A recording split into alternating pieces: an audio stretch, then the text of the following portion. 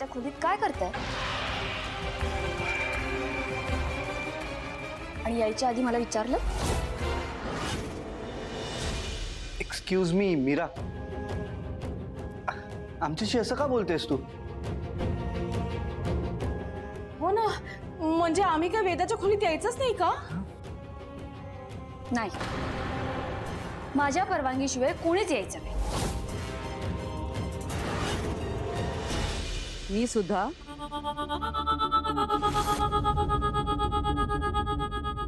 आता मी सुद्धा यायचं नाही का वेदाच्या खोलीत?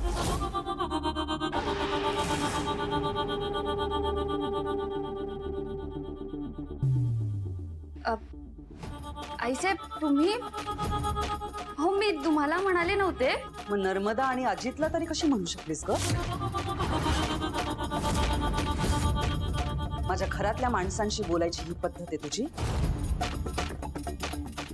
तुझा हा तोरा इकडे खपून घेतला जाणार नाही मीरा. मी जिवंत आहे अजून. हो आईसाहेब, हे बघा तसं नाहीये. नर्मदा आत्या आणि अजित दादा ना वेदाला त्रास द्यायला आले होते, म्हणून मी फक्त. अगो बाई, तरीच म्हटलं अजून हिने माझ्यावर आळ कसा नाही घेतला. तरी बरं वहिनी, तुम्ही वेळेत आला.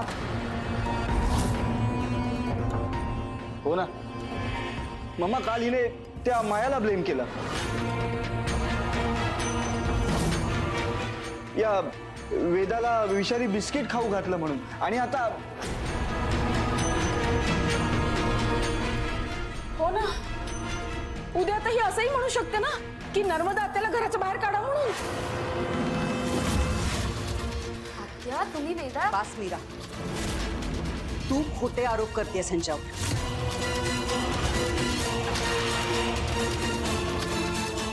हे सगळं करण्यापेक्षा ना तुला जे काम दिलंय ते आधी पूर्ण कर.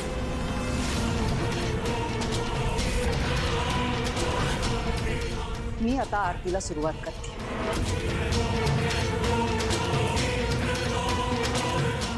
आरती संपायच्या आत मला 151 मोदकांचा नैवेद्य तयार हवा.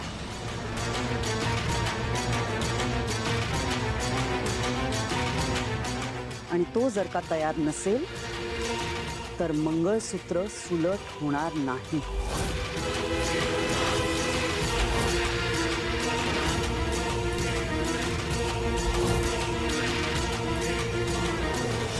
चल नर्मदा. हो आले.